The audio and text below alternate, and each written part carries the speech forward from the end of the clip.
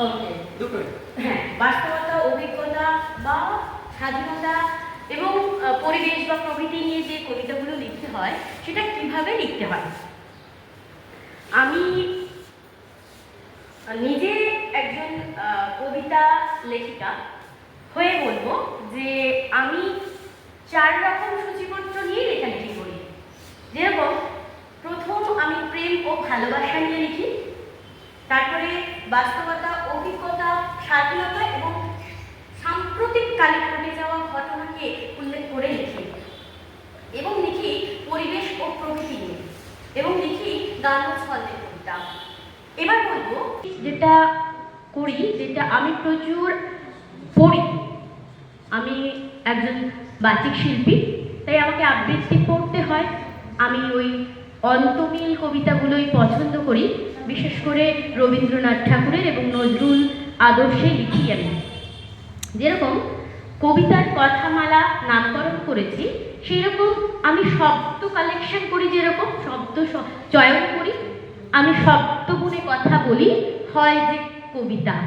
কারণ একটা শব্দের পরে আরেকটা শব্দ কি হবে সেটা যদি আমি ঠিকঠাক না করতে পারি তাহলে কিন্তু লেখা মনোনীতও হবে না, পছন্দও হবে না। কারণ যেহেতু আমি একজন বাচিক শিল্পী, আবৃত্তি পছন্দ করি, আমার যদি ভালো না লাগে অন্যের ভালো লাগবে না, এটা আমার মনে হয়। আমার আমার পছন্দের উপরে যদি মনে হয় যে আমি পছন্দ করছি না, তো অন্য কে আমার জিনিসটা পছন্দ করবে। তাই আমার পছন্দ এবং ভালো লাগাকে গুরুত্ব দিই। তারপরে হচ্ছে আলাদা মানুষ আমরা, আমাদের লেখার ধরন আলাদা, লেখার বলার ধরন আলাদা, চলার ধরন আলাদা, ব্যবহার, আচরণ সবকিছু প্রত্যেক মানুষের আলাদা, ভাবনা চিন্তা আলাদা। তাই আমাদের লেখাগুলোও আলাদা হওয়া উচিত এবং আলাদা হয়।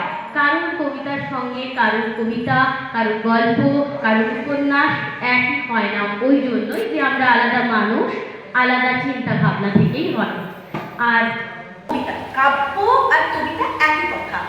আমরা কবি যারা তাদেরকে কাব্যিক বলে থাকি, কাব্য বলে থাকি। এবার কাব্য দুভাগে বিভক্ত হয়, এক হচ্ছে পদ্য কবিতা, একটা হচ্ছে পদ্য কবিতা।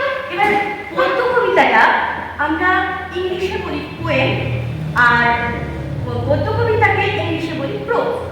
আর পদ্য কবিতাটা ওই ছন্দ, তাল, লয় এবং ওই অন্তমিল হয়।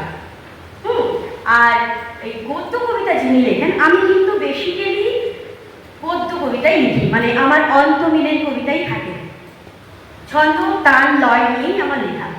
এবার পদ্য কবিতাটা যে যেমন খুশি একটা ছোট্ট স্টোরিকে লিখে দিতে পারে, ছোট্ট গল্পের মতো উপস্থাপন করাটাকেই গদ্য কবিতা বলে। এইটুকু আমার বলার ছিল। এবার চালু। বাহ।